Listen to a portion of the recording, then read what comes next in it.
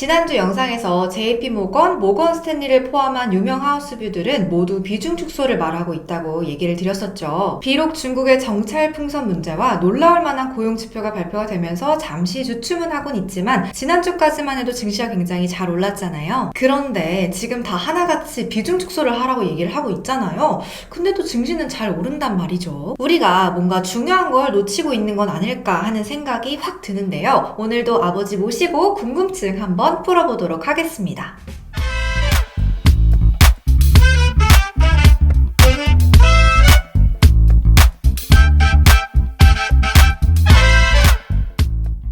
아버지, 유명 아이비들이 현재 증시 상승은 반짝하는 신기루라고 하면서 증시는 앞으로 계속 하락할 거라고 얘기를 하고 있는데요. 근데 지난 1월에는 아주 주가가 열심히 올랐단 말이죠. 우리가 뭔가 놓치고 있는 게 있는 걸까요? 지난주에 비중을 좀 축소할 필요가 있다. 주가는 오르고 있지만 2550포인트에서 2595포인트 그 사이에서는 비중을 좀 줄일 필요가 있다라고 얘기했어. 하지만 그럼에도 불구하고 중장기적으로는 긍정적으로 보는데 그 이유를 좀 설명해 주겠다라고 얘기했었지. 사실 1970년대부터 주식을 하지 않았더라면 알기가 어려운 부분, 놓치기 쉬운 부분이 하나 있긴 있어. 70년대부터? 그렇지. 근데 아빠도 85년인가부터 주식 시작했다고 하지 않았나?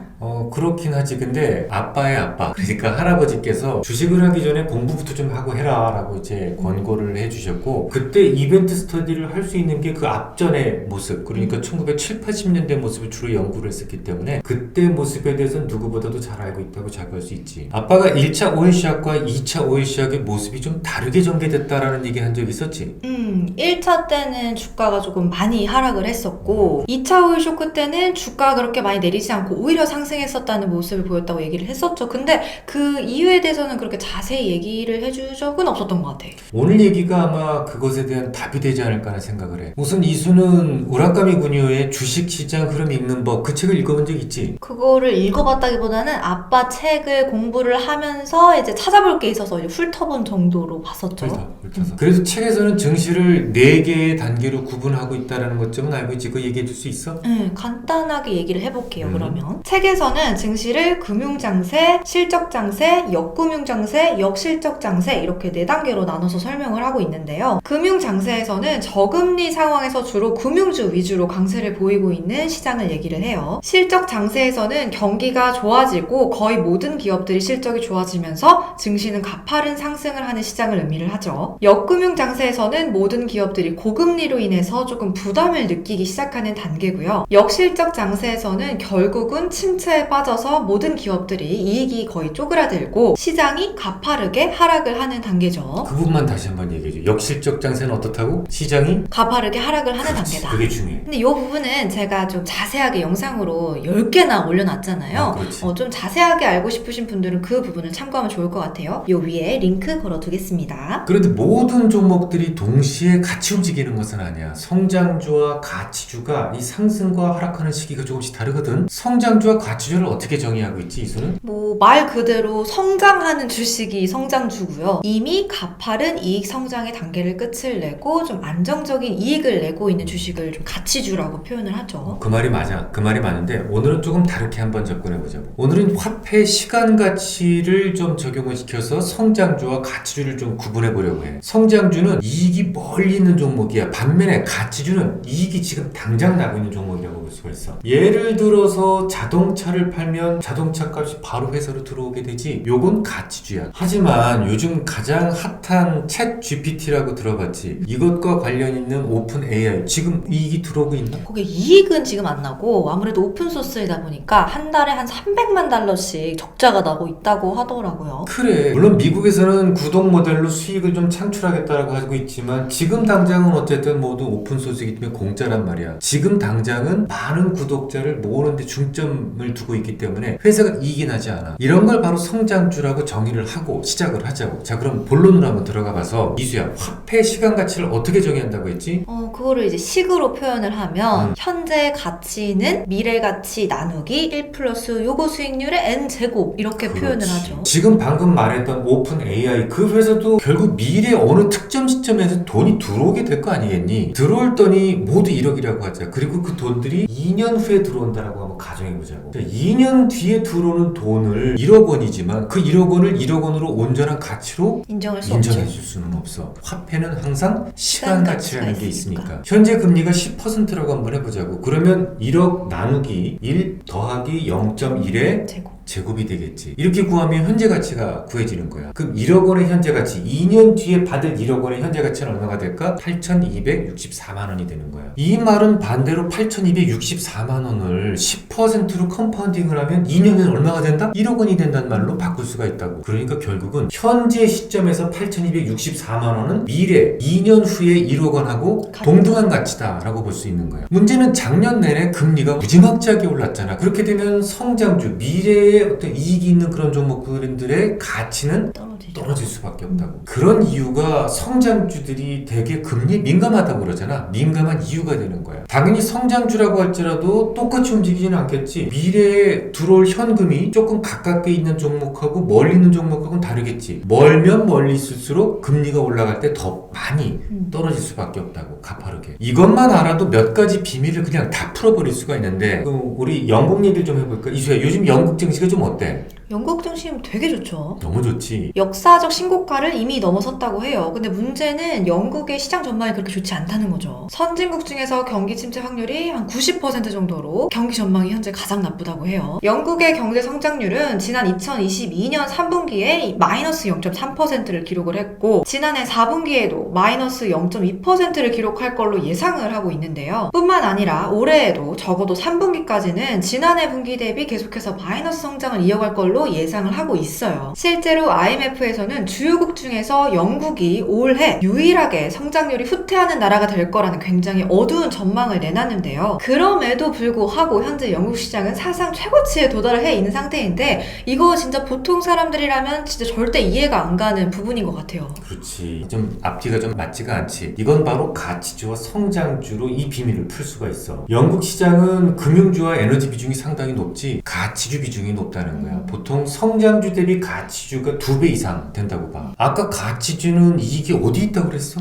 가치주는 현재 시점에 있다고 했죠. 그렇지, 지금 그렇지. 당장 이익이 난다고 했죠. 그러면은 아까 그 식처럼 할인을 할 필요가 없겠네요. 전혀 없지. 그러면 영국은 가치주 위주로 증시가 구성이 되어 있다 보니까 금리가 마구 올라도 다른 나라 증시에 비해서 조금 타격을 덜 받았다. 그렇지. 우리나라는 반대로 성장주 위주로 구성이 되어 있다 보니까 금리가 마구 오르는 시점에 굉장히 타격을 많이 받을 수밖에 없었던 거다라는 말씀인 거죠. 어지간해 금리를 올렸어야지. 작년 3월까지만 하더라도 0%였잖아. 그게 벌써 4.75까지 올라갔으니까 정말 급등도 이런 급등이 없지. 영국이 오르는 게 조금 아이러니했는데 이제 좀 이해가 좀 가는 것 같아요. 한 가지 또 할 게 또 있어. 지금 모든 하우스비가 다 주가가 떨어질 거라고 그러는데 주가가 1월 달에 많이 올랐단 말이야. 그 비밀을 한번 벗겨보자고. 먼저 이수가 아까 얘기했던 증시 4단계, 그걸 이용해서 가치주와 성장주의 궤적에 대해서 이야기해 줄 수 있겠어? 그러면은 일단 금융 장세에서는 저금리 상황이라고 했으니까 당연히 성장주가 먼저 올라가겠죠. 가치주는 조금 천천히 따라갈 거고, 그러다가 이제 실적 장세에 이르게 되면 주도주가 가치주로 바뀌게 되면서 시장을 주도하게 되겠죠.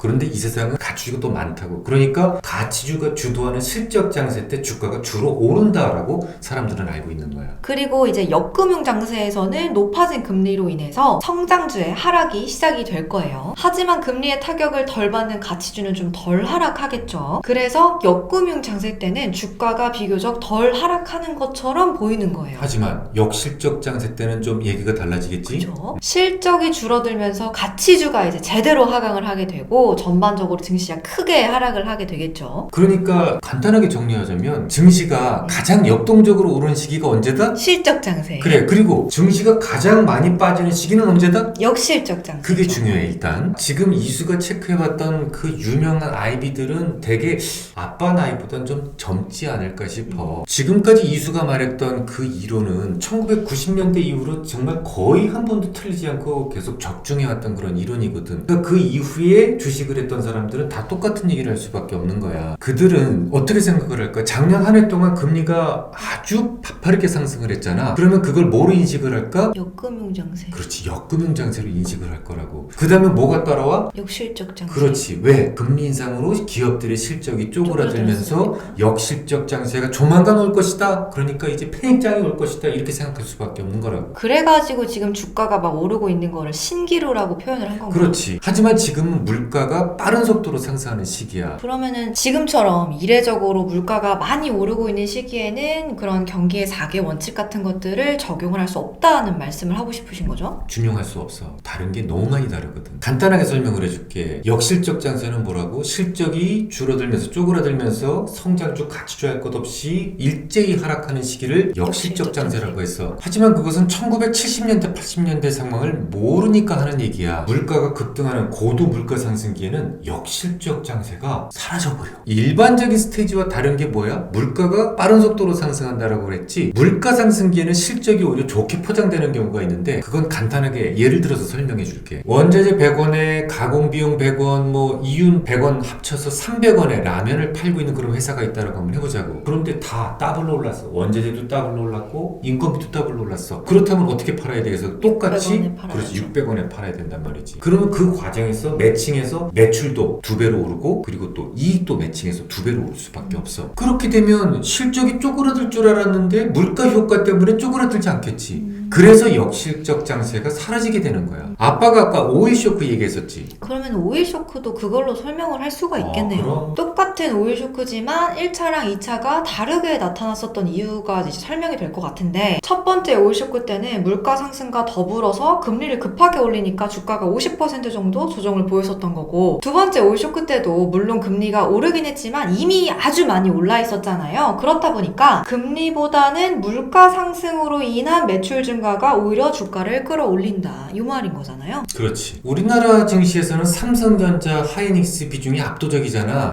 이거 우리나라 입장에서 봤을 때는 가치주에 속해. 하지만 우리나라 증시가 이머징에 속해 있는 데다가 외국인들 시각에서 봤을 땐 그것을 성장주로 본단 말이야. 그래서 외국인들은 지난 3년 동안 우리나라 증시에서 무려 70조나 매도를 했어. 그러다 보니까 달러 베이스로는 우리나라 증시가 거의 반딱 날 정도로 주가가 많이 떨어졌던 거야, 작년에. 하지만 최근에 입장이 좀 달라지기 시작을 했지. 작년에 33.1%나 하락했던 나스닥이 올 1월 달에만 10.7%나 상승을 했다고. 이제 물가 상승은 두 번째 스테이지에 접어들었다라고 생각이 돼. 그러면은 진짜 뭐 모건 스탠리나 JP 모건의 그런 유명 하우스들의 뷰들이 좀 틀릴 수도 있을 거라는 생각이 드는데, 올해 역실적 장세가 오는 건 맞지만 마치 80년대처럼 물가 급등기를 함께 겪고 있는 좀 이례적인 상황인 거고, 설령 역실적 장세가 오더라도 금리 상승으로 인한 실적 악화, 그리고 물가 효과에 따른 실적 호조가 이렇게 서로 상쇄될 수가 있겠네요. 그렇지. 결국 기업들의 실적은 시장 예상치에 비해서 크게 하락하지 않거나 오히려 오를 수도 있다는 거죠. 그렇지. 그렇다면 연준의 금리 인상으로 인해서 조만간 다가올 역실적 장세에서도 주가가 크게 조정이 없을 수도 있다, 이렇게 정리하면 될까요? 엑셀런트. 자, 어렵긴 했지만 오늘 정말 내용 좋았던 것 같아요. 아, 그래? 네. 그리고 이 내용은 제가 이제 링크 걸어둔 거랑 같이 보면 훨씬 더 이해가 좋을 것 같아요, 이야기가. 그럼 오늘도 유익한 시간 되셨길 바라고요. 다음 시간에도 유익한 이야기 계속해서 나누고 싶으시다면 좋아요, 구독, 댓글, 알람 설정까지 아시죠? 그럼 안녕.